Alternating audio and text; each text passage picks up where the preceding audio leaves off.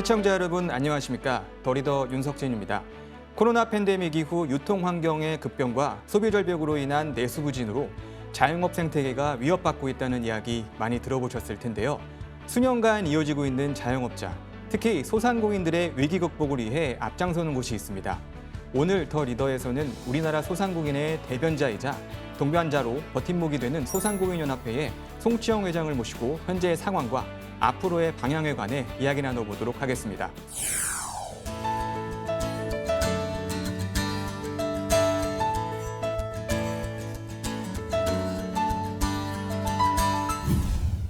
바쁘신 가운데 출연해 주셔서 고맙습니다.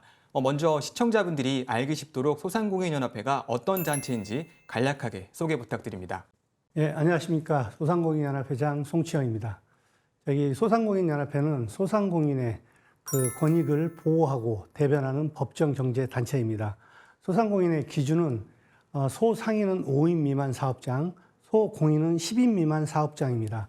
현재 전체 기업의 95.1%를 차지하고 790만 개의 사업장이 있습니다.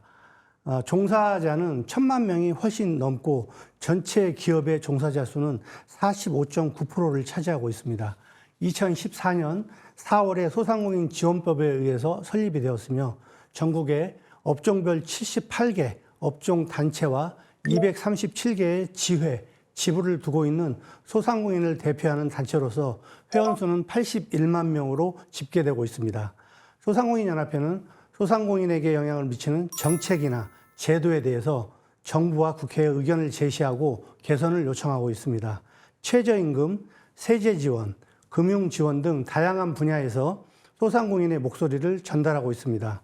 또한 소상공인의 경쟁력을 강화하기 위해서 교육, 컨설팅, 디지털 전환 등을 지원하는 사업을 추진합니다.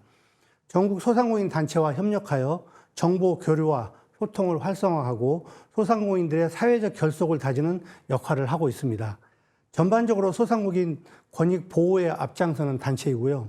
이러한 활동을 통해서 소상공인연합회는 소상공인들의 경제적 어려움을 해소하고 지속 가능한 성장을 위한 사회적, 제도적 기반을 마련하는 데 기여하고 있습니다.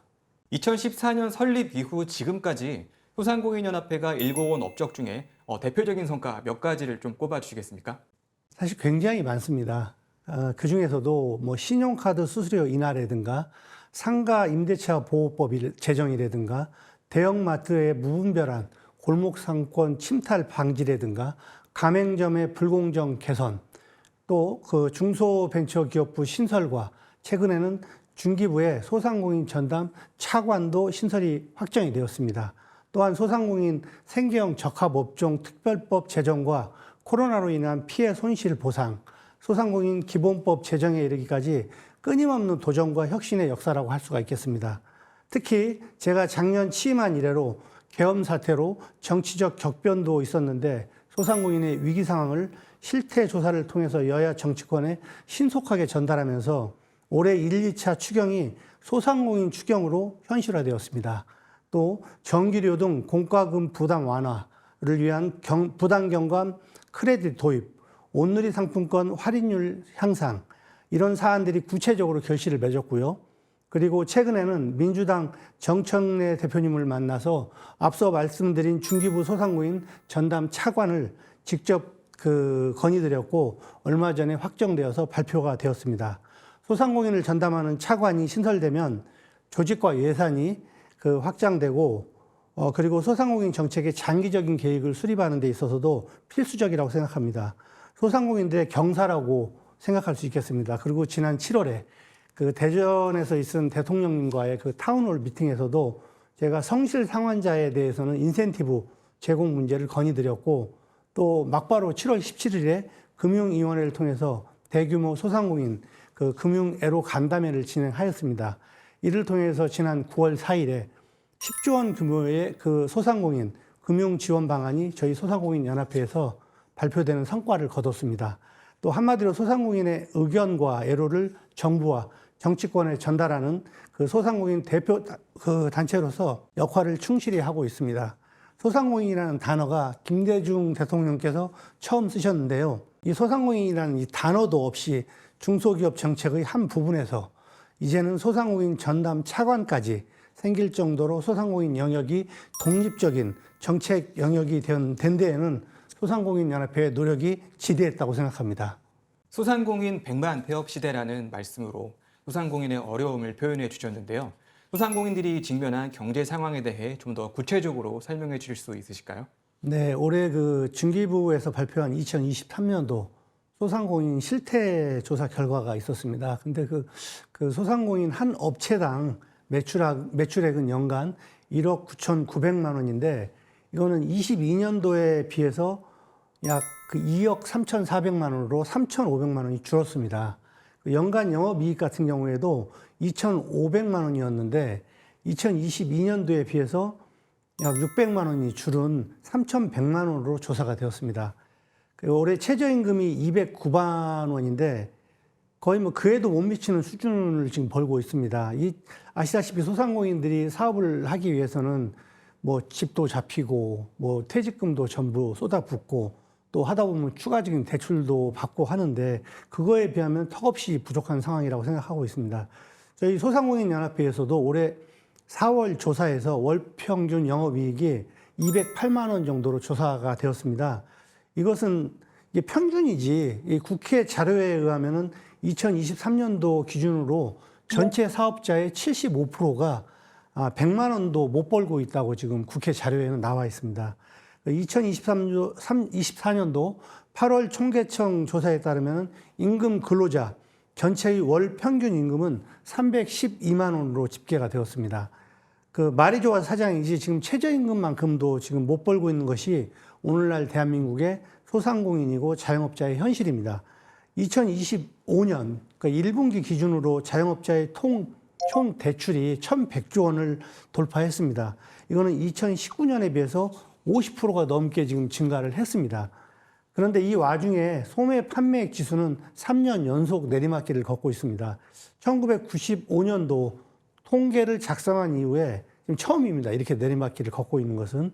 그거는 이제 고물가, 고금리, 고환율로 내수 부진이 장기화되면서 코로나 사태라든가 이런 회복도 안 되었는데 이런 내수 부진으로 인해서 작년에 결국에는 100만 폐업 시대를 맞이하게 됐는데 뭐 이렇게 말씀드릴 수 있겠습니다. 예. 지난해 8월 취임 후 1년의 시간이 흘렀습니다. 어려운 시기였던 만큼 책임감도 무거우셨을 것 같은데요. 오늘 어떻게 보내셨는지 소외한 말씀 부탁드리겠습니다. 예, 벌써 1년이 지났는데 참 많은 일들이 있었던 것 같습니다. 국가적으로는 뭐 아시다시피 계엄 사태도 있었고 또 정권 교체도 있었고 또 미국 대내적으로 치면 또 미국 트럼프 정권 출범으로 인해서 무역 환경이 급변하고 있습니다. 이 소상공인들은 이 정치적 격변의 이 와중에서도 내수 불황의 어떤 직격탄을 지금 맞았고 100만 폐업 시대라는 어떤 희생양이 되어서 정말로 지금 어려운 상황에 있습니다. 지금 이러한 위기에 소상공인연합회 회장을 맡아서 막중한 책임감을 느끼고 있고 790만의 소상공인을 제대로 대변하기 위해서 최선을 다해왔다고 생각합니다. 취임 후 현안 과제를 정리해서 정부가 국회에 제안하고 소상공인의 목소리를 정책에 적극 반영하는 데 있어서 주력해 왔습니다. 그 결과 소상공인들이 국정의 주요한 파트너로 인정받게 되었다고 생각하고 있습니다. 이재명 대통령님을 비롯해서 중기부 장관님, 그리고 금융위원회, 국세청, 다양한 분들을 만나서 소상공인들의 현실을 알리고 또 정책 개선을 요청했습니다. 이는 소상공인들의 현실적인 어려움을 정책화하고 미래 경쟁력을 확보하는데 중요한 발판이 되었다고 생각합니다. 대출 원금 장기 분할 상환 프로그램 도입이라든가 새 출발 기금 대상 확대, 장애인용 키오스크 의무화 대상에서 소상공인은 제외하고 유통산업발전법 일몰 연장, 그리고 국세납부 신용카드 수수료 인하 등 소상공인의 건의가 다양한 정책으로 결실을 맺고 있어서 보람을 느끼고 있고 책임감도 느끼고 있습니다. 소상공인의 삶, 소상공인연합회 활동에 관심을 가지게 된 계기가 무엇인지 궁금합니다. 예, 저도 청계천에서 공구상을 대를 이어서 60년 가까이 지금 운영을 하고 있습니다. 공구 관련해서 이제 협회에서 일을 하게 되었고, 처음에는 대기업에서 공구업 진출을 하게 되었습니다. 그렇게 되면 저희 업종이 전부 사라질 위기에 처해 있다고 생각을 해서 그 부분을 저지하는 데 앞장서 왔습니다. 그러다 보니까 소상공인연합회하고 연결이 되었었고 또 청계천 재개발 재개발 반대 운동을 펼쳐왔습니다. 그러다가 소상공인연합회의 도움을 받고 또 그렇게 가까이 지내다 보니까 소상공인의 어려움을 느끼게 되었고 뭔가 나름대로의 일을 해야 되지 않을까라는 그런 생각에서 이런 관심을 갖게 되었습니다.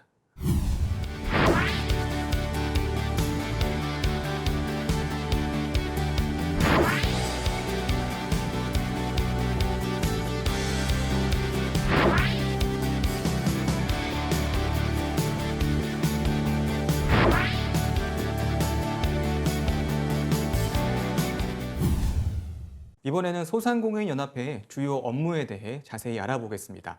소상공인연합회가 진행 중인 주요 업무에 대해 분야별로 설명을 부탁드리겠습니다.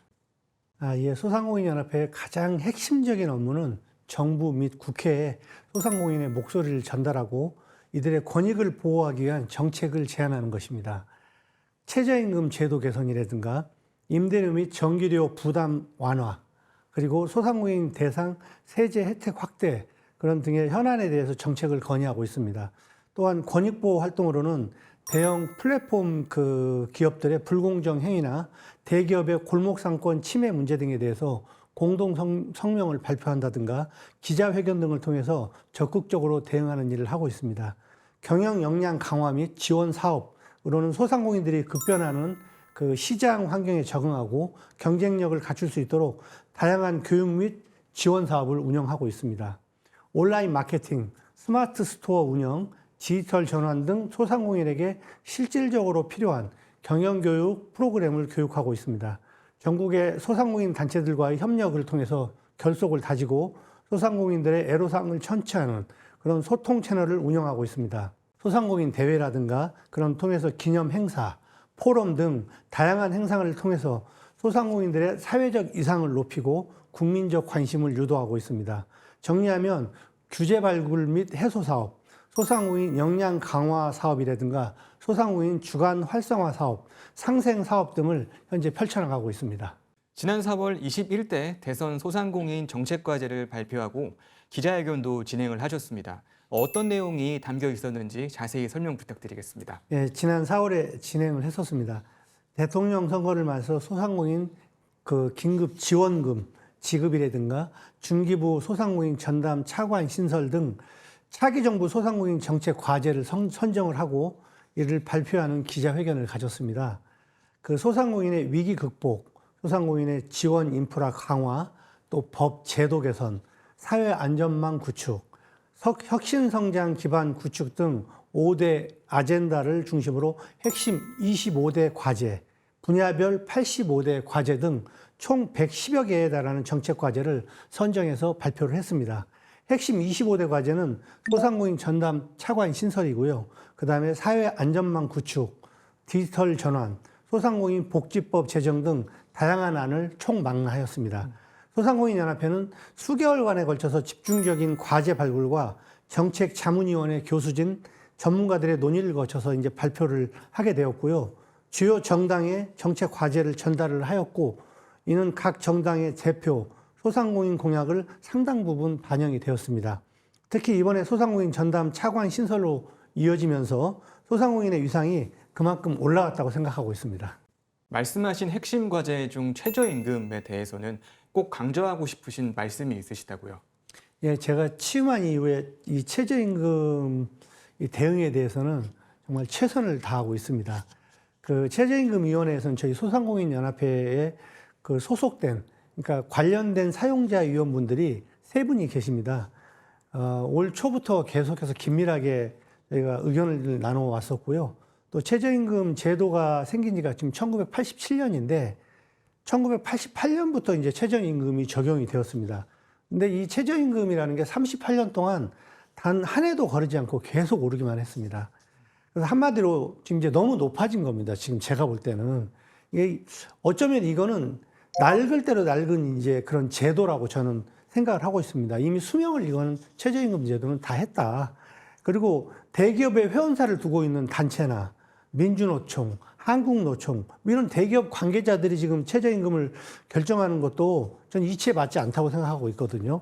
그래서 이 최저임금을 주는 영세 소상공인이라든가 영세 사업주의 대표라든가 그 임금을 받는 취약 근로자들의 목소리가 강화되어야 한다고 보고 있습니다. 그런 면에서 이제는 이 최저임금을 완전히 구분해서 소상공인들이 주로 근무하는 뭐 음식, 숙박업 내지는 편의점, 슈퍼 이런 등에서 먼저 최저임금을 구분해서 정해져야 한다고 저는 생각하고 있습니다.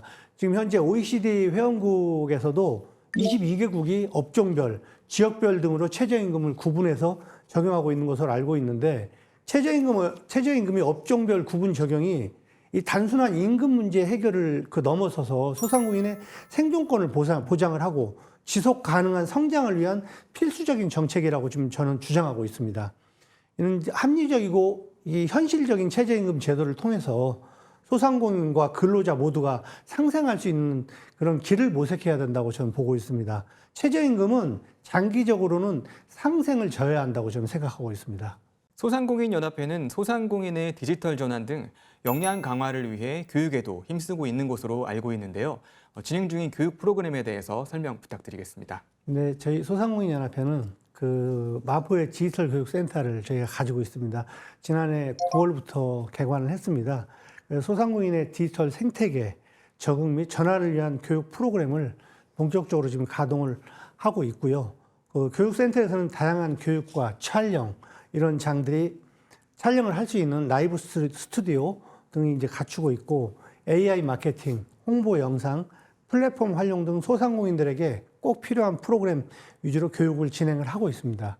물론 전문 강사들을 초빙해서 입문부터 심화까지 단계별, 수준별 맞는 수업을 통해서 디지털 역량 강화를 더불어서 소상공인들의 지속 가능한 성장과 경영 환경 개선을 최종 목표로 하고 있습니다. 소상공인 기능 경진 대회를 매년 개최하고 있다고 들었습니다. 대회의 취지와 그 효과에 대해서 또 말씀 부탁드리겠습니다. 예, 매년 11월 5일이 소상공인의 날입니다. 이 소상공인의 날에 발맞춰서 저희가 소상공인 주간이 한 주간 진행이 됩니다. 그 주간에 이제 소상공인들의 다양한 창의력과 실력을 겨루는 소상공인 기능 경진 대회가 이제 다양하게 펼쳐지고 있는데요. 그때는 이제 제과, 메이크업, 양복, 화원 이런 다양한 업종에서 대통령 표창도 드리고 중기부 장관상도 드리고 이런 서로의 기량을 이제 뽐내면서 이렇게 수상하시는 분들은 취업이나 창업 또 마케팅에 활용을 하면서 그 분야에서의 전문 기능인이죠. 기능인으로서 인정을 받고 있습니다. 지금.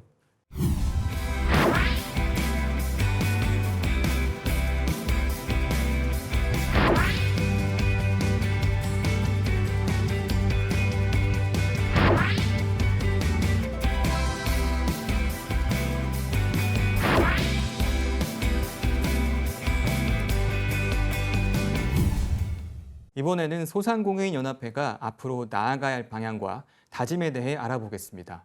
임기 동안 소상공인연합회를 어떤 방향으로 이끌어 가실 것인지 한 말씀 부탁드리겠습니다. 예, 매우 어려운 상황입니다. 작년에 폐업자 수가 100만 명을 돌파했습니다. 이 100만 명이면은 이게 창원시나 수원시와 같은 어마어마한 그 규모입니다. 이게 소상공인이 위기 극복에 뭔가 돌파구를 찾기 위해서 역할을 다하기 위해서 노력을 하고 있습니다. 장애인 키오스크 문제도 설치하지 않으면 3천만 원의 과태료를 물게 되는 그런 상황이었는데 그 문제도 소상공인은 설치하지 않아도 되는 그런 제외되는 그런 상황으로 저희가 했고요. 그다음에 소상공인의 권익 향상을 위해서 노력을 다해 나갈 것입니다. 앞으로도 이 조직적으로는 제가 회장이 되고 나서 가입 단체가 지속적으로 늘고 있습니다. 이제 전국의 업종 단체가 지부 회원을 합쳐서 저희가 지금 80만 회원을 지금 넘어섰습니다. 그리고 제 임기 동안에 100개의 회원 단체, 100만 회원 시대를 열어가는데 주력할 생각을 하고 있습니다. 이런 면에서 저는 투명하고 화합하고 공정의 원칙으로 연합회를 이끌고 있습니다.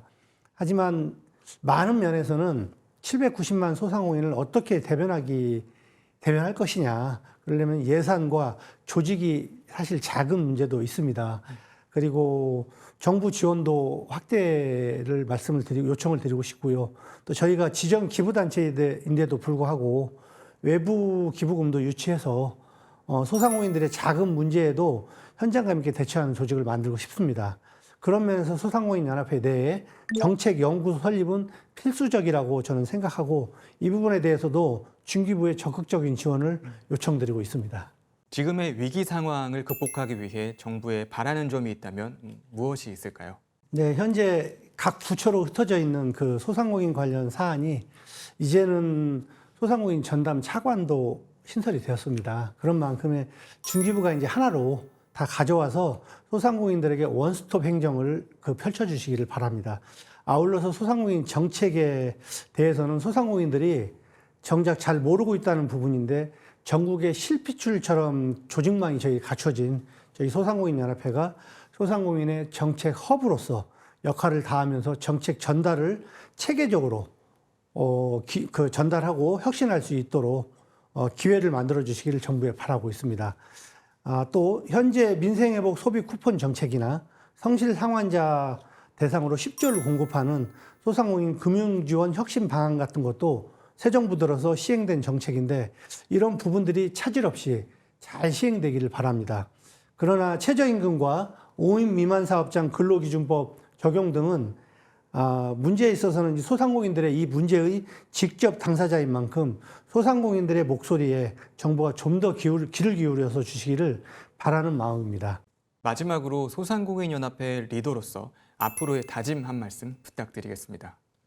예, 저희 소상공인 수가 매우 많습니다. 790만, 엄청난 수죠. 가족까지 치게 되면 거의 2천만 정도 될 거로 보고 있습니다. 저의 소상공인연합회 리더로서의 다짐은 저는 소상공인의 경쟁력을 강화시키는 게 최종 목표입니다.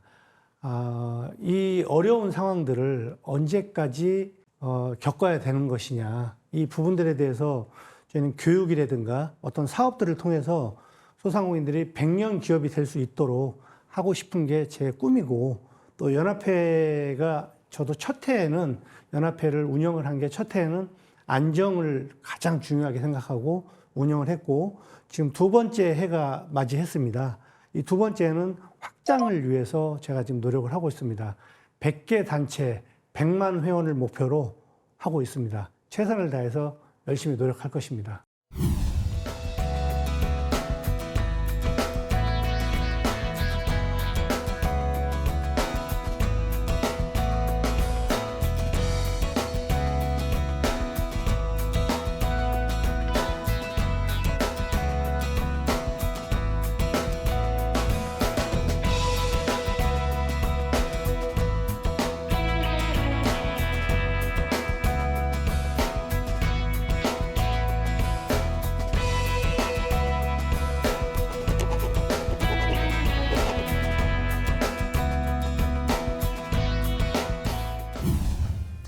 (790만) 소상공인을 위한 제도 개선과 정책 마련 등 실질적인 도움이 되는 환경 구축을 위해 노력하는 소상공인연합회에 대해 알아봤습니다.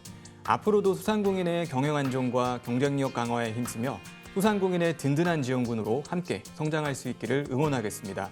오늘 출연해 주신 송시영 회장님 고맙습니다. 감사합니다.